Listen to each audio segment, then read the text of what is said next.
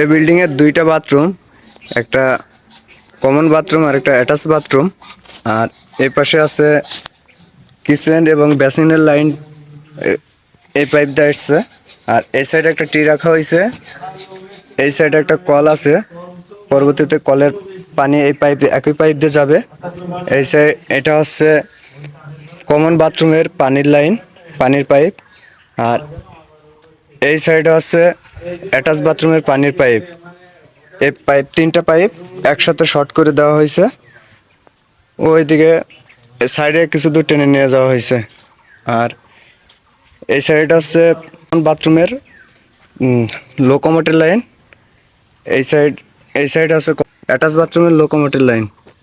আর একটি gas pipe উঠানো হয়েছে, কারণ দুইটা বাথরুমের লাইন একই সাথে সংযোগ করে দেওয়ার কারণে একটি গ্যাস পাইপ উঠানো হয়েছে।